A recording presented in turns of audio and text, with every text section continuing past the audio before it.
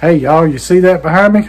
That's a breakfast casserole that you could have at dinner time, breakfast time, lunch time, whatever you want to do. You can do it as meal prep. Stick around and I'll show you how we made it. Yeah.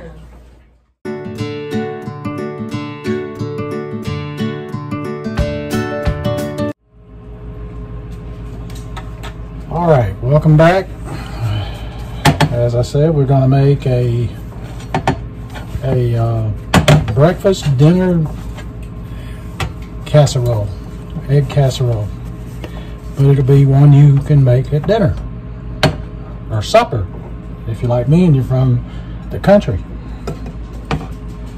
So we're gonna start out with 10 eggs.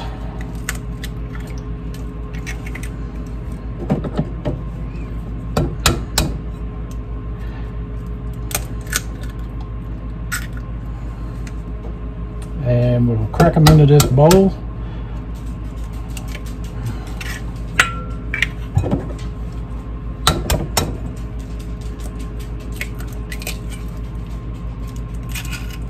I should crack them into a separate bowl so I don't have to fish out shells, but I ain't got time for that. So I'll take the chance of having a shell get in and I'll fish it out. That's 6.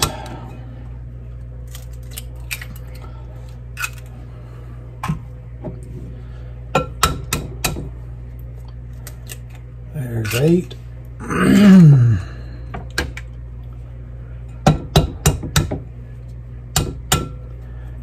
9.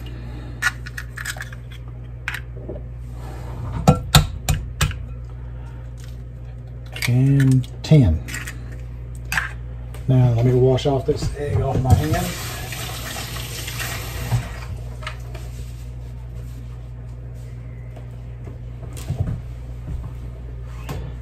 So we got the 10 right there. Now I'm gonna try and throw this away without making a mess. So we got a place to work with here.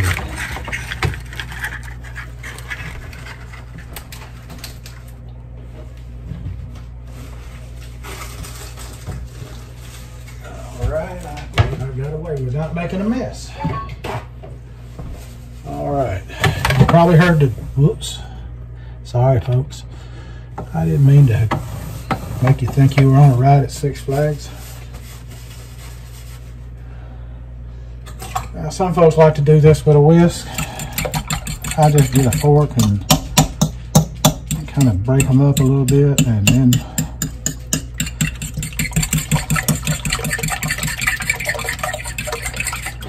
do this. Now you could use the egg beaters or your egg whites. Just use what would be the equivalent of 10 eggs, and it gives you the equivalency on the packaging usually. So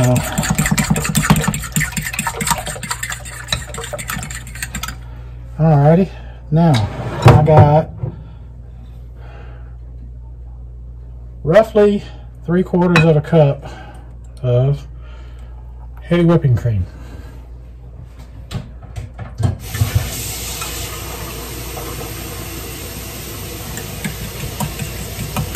Which we're going to stir it up also.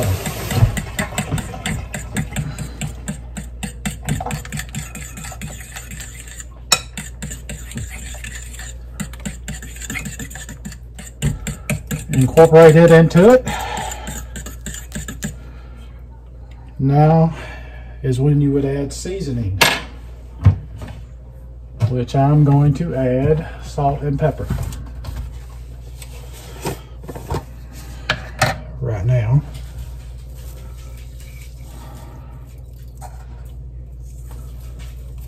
This is just Himalayan pink salt that I got at Costco, and it's the giant economy tub.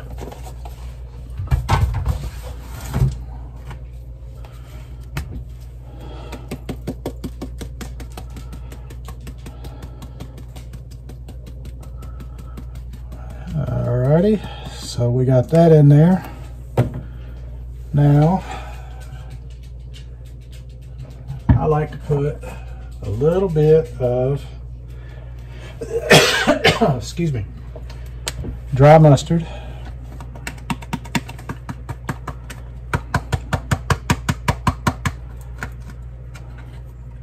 Well, it doesn't want to do. It's in there a little caked up.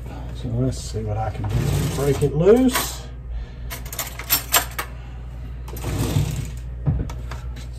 There we go.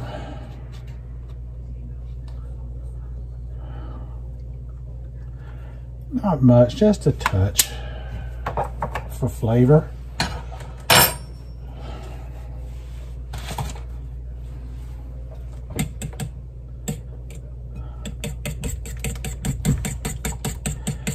Now just get that incorporated in there good.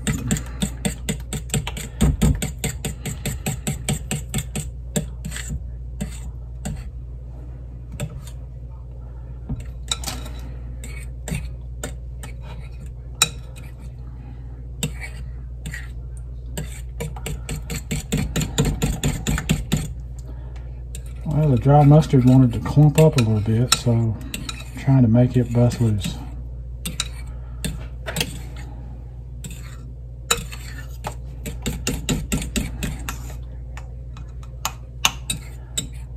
There we go. It's starting to come loose now.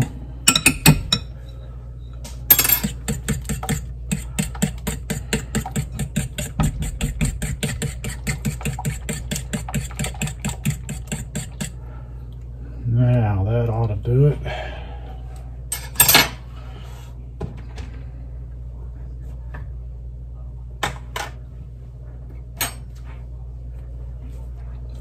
Now let's move this to the side because I have been microwaving some cauliflower rice. Some recipes call for some bread.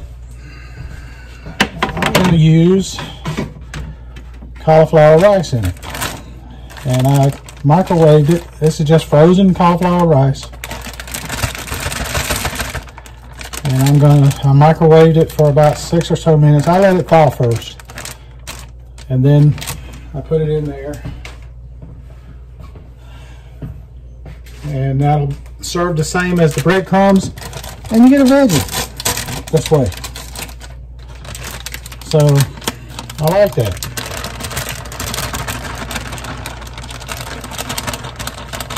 Being able to get a veggie at the same time is a nice thing.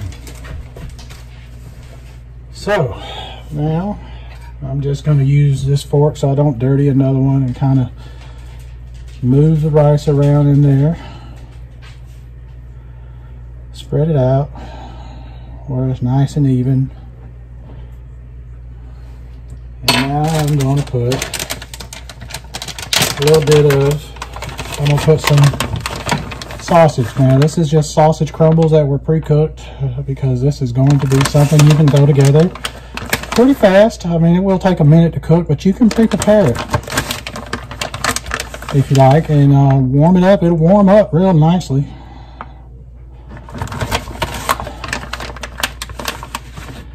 And we're just going to use the rest of it, which this is actually a pound. The pre-cooked weight is a pound, and this is turkey sausage, so because that's what Kroger had, and I was too lazy to brine it myself.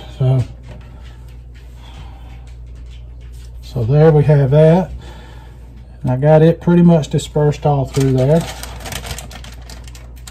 And now I got some cheese that I'm going to spread through here also.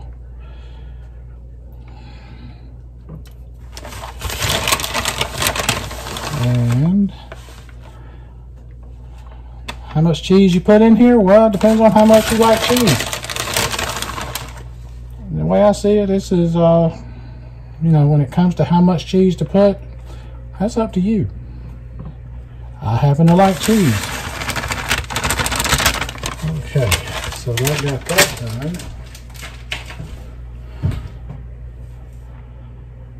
And the way I see it, it's hard to have too much cheese. Matter of fact, it's dang near impossible. Now, let me just run this fork through here again on these eggs.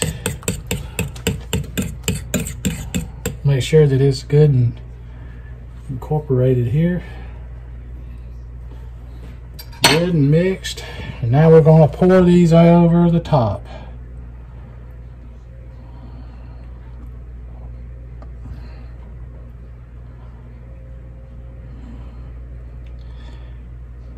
Try to disperse it as much as possible, but you're gonna use your spatula here to kind of even it out a little.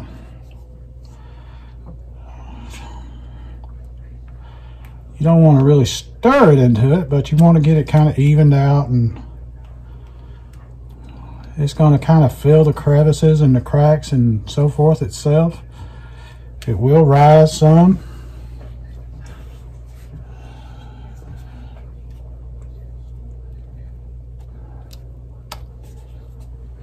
Alrighty. Now we're going to put some more cheese. Just on top. Just on top. You kind of give it a crust, the cheesy crust.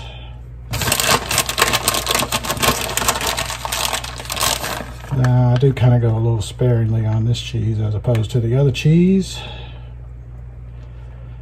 And I've been preheating my oven to 350. And we're going to put this in there for 45 to 50 minutes. Or until it's firm. Let's see. I'm going to put just a touch more here.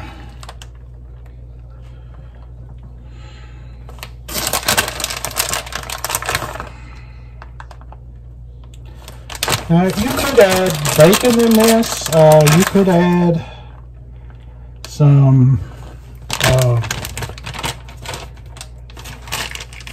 mushrooms. I saw a video recently of Molly Purcell that she put some zucchini in it, but I'm not gonna go there. That's why I got the veggie in there with the cauliflower rice, and it's just frozen cauliflower rice.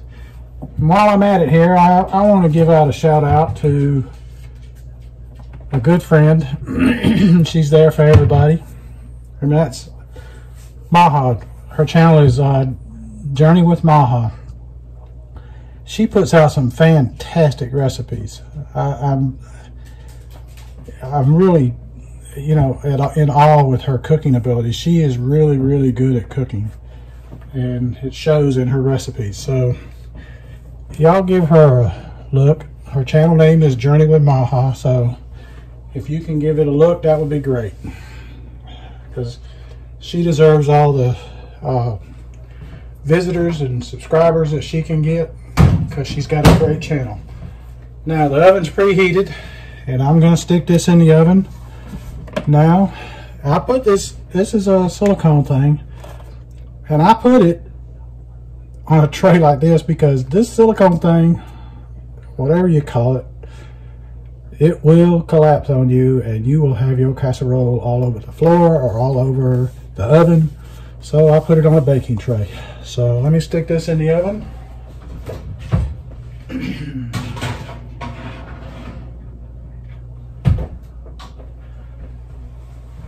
Hey Siri, set a timer for 45 minutes. And there we have it. 45 minutes, starting now.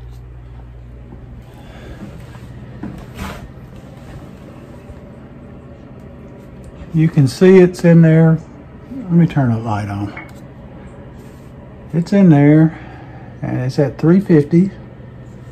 So we'll come back when this is done.